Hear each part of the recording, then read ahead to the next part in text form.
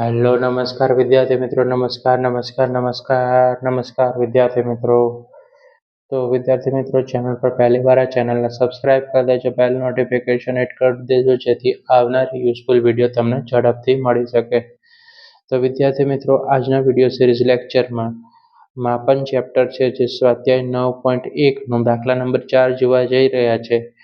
એક ચતુષ્કોણ આકારના ખેતરમાં વિકર્ણની લંબાઈ કેટલી છે? 24 મીટર છે.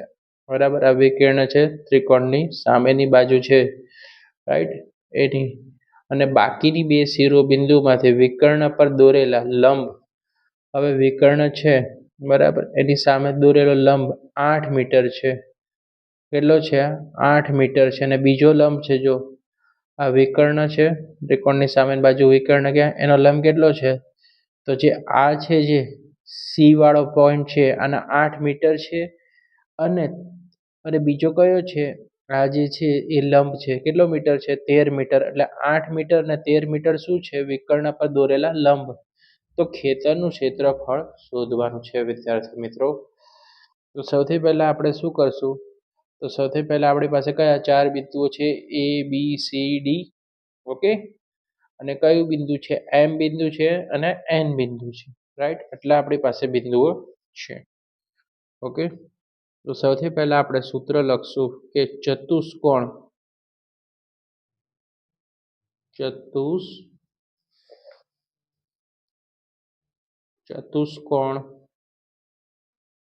ચતુષ્કોણ છે? તો કે ABCD.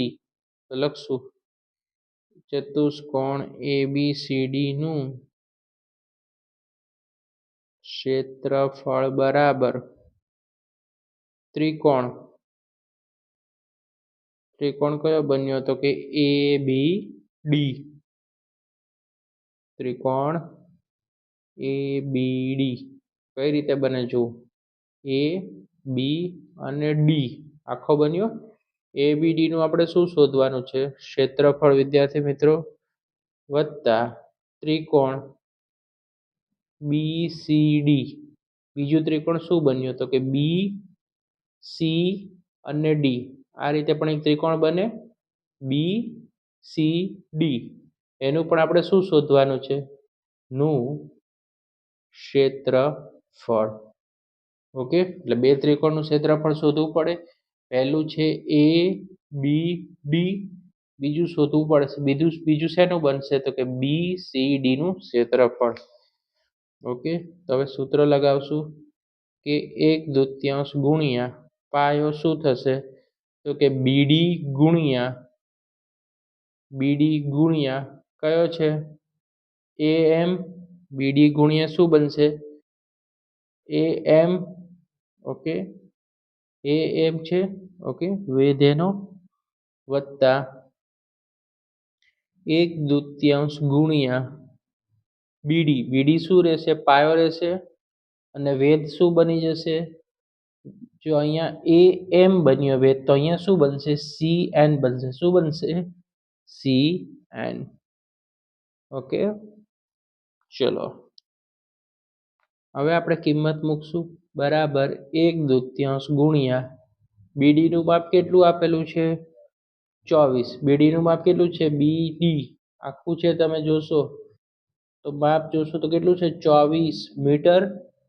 24 ગુણ્યા AM નું માપ કેટલું છે? A થી લઈને M નું માપ છે 13 મીટર. તો આપણે અહીંયા 13 લખશું, વત્તા 1/2. BD નું માપ કેટલું છે? 24. અને CN નું માપ કેટલું છે? 8. તો વિદ્યાર્થી મિત્રો, આ રીતે આપણે કિંમતો મૂકી દીધી. હવે શું કરશું? તો કે 12 દુ કેટલા થઈ જશે? 24.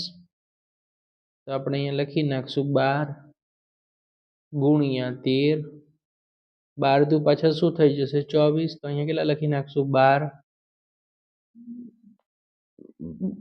ગુણ્યા 8. ઓકે. તો હવે જુઓ,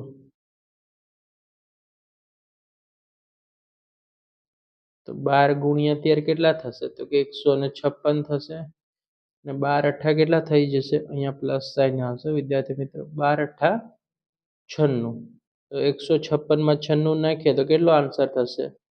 252 મીટરનો વર્ક થઈ જશે. દાખલા નંબર 5 છે. એક સમબાજુ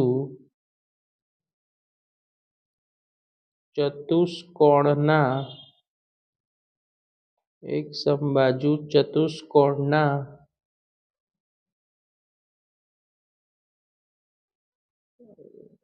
વિકર્ણોની લંબાઈ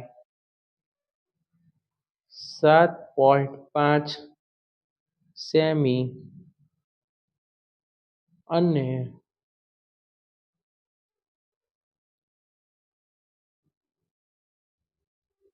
12 સેમી છે તો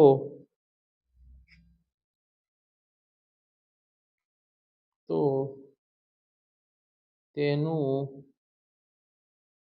ક્ષેત્રફળ શોધો.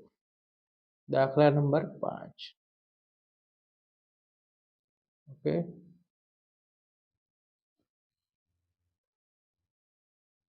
ક્લિયર છે? તો આમાં શું કરવાનું છે?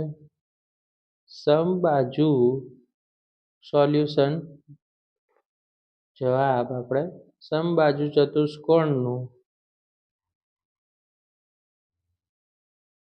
ક્ષેત્રફળ બરાબર 1/2 ગુણ્યા 2 વિકર્ણોનો શું થશે? ગુણાકાર. 1/2 ગુણ્યા 2 વિકર્ણોનો ગુણાકાર એટલે કેટલો થશે?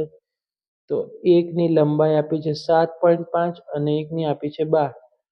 તો 7.5 ગુણ્યા કેટલા કરશું આપણે?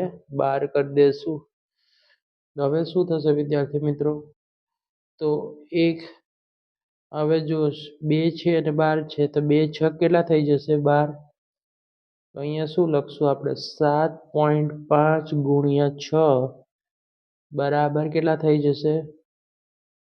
45 સેમીનો વર્ગ થઈ જશે વિદ્યાર્થી મિત્રો. ઓકે, તો આ હતું દાખલા 4 અને 5 નું સોલ્યુશન.